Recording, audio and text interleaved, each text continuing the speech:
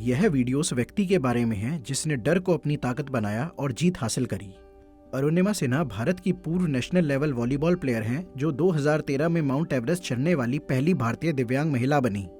साल 2011 में जब वह ट्रेन में लखनऊ से दिल्ली जा रही थी तो लुटेरों ने उनका बैग छीनने की कोशिश करी। जब अरुणिमा ने इसका विरोध किया तो लुटेरों ने उन्हें चलती ट्रेन से फेंक दिया। वह रेल की पटरियों पर गिरी और उसी समय दूसरी ट्रेन उनके पैर के ऊपर से गुजर गई। इस भयानक हादसे में उनका एक पैर कट गया और वह बुरी तरह घायल हो गईं। इस हादसे से उन्हें गहरी फिजिकल और मेंटल सफरिंग हुई, पर उन्होंने हार नहीं मानी और अपने डर और हेल्पलेसनेस को ताकत में बदलने का फैसला किया।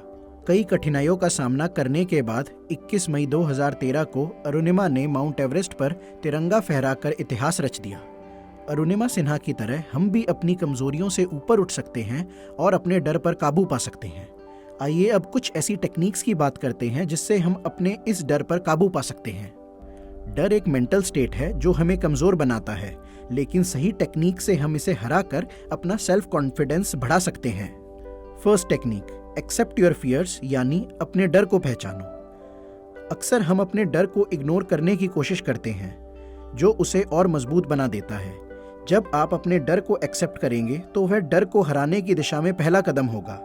इसीलिए अपने डर को लिखें और सोचें कि यह क्यों और कैसे पैदा हो रहा है। सेकंड टेक्निक, एक्सपोजर टेक्निक, यानी धीरे धीरे डर का सामना करें। इसे एग्जाम्पल से समझते हैं। अगर आपको हाइट से डर लगता है तो पहले छोटी हाइट पर जाना स्टार्ट करें और धीरे धीरे हाइट बढ़ाएं। Third technique, develop positive thinking. Fear का एक बड़ा कारण नेगेटिव थॉट्स होते हैं। जब भी आप पाएं कि आप नेगेटिव दिशा में जा रहे हैं, अपने आप को रोकें और पॉजिटिव थॉट सोचें, जैसे मैं यह कर सकता हूँ, मुझे डरना नहीं है, मुझे यह हर हाल में हासिल करना है, etcetera. Fourth technique, take deep breaths. जैसे फियर महसूस हो, गहरी सांसें लें और खुद को शांत करने की कोशिश करें। मेडिटेशन और डीप ब्रेथ से मेंटल पीस मिलती है और फियर कम होता है। Fifth technique, prepare yourself and enhance your knowledge. कई बार फियर तैयारी के बिना या अज्ञानता के कारण होता है। फॉर एग्जाम्पल, अगर आप एग्जाम देने जा रहे हैं और आपकी पूरी तैयारी नहीं है तो आपको डर लगना लाजमी है। इसलिए अपना ज्ञान बढ़ाएं और कुछ भी करने से पहले उसकी तैयारी अवश्य करें। Sixth technique, accept defeat and learn from it. कई बार हार का डर हमें कुछ करने नहीं देता, इसलिए सिचुएशंस जैसी भी हों उसे वैसे ही एक्सेप्ट करें और अपना बेस्ट दें। हार होने के बाद भी उससे सीखें ताकि अगली बार सफल हो सकें। Seventh technique, read inspirational stories. ऐसे लोगों की कहानियां पढ़ें जिन्होंने अपने डर को हराया हो, जैसे अरुणिमा सिन्हा, एपीजे अब्दुल कलाम आदि। इनकी कहानियों से आपको समझ आएगा कि इन्होंने कैसे डर पर काबू पाया, जो आपको भी अपने डर पर काबू पाने में मदद करेगा।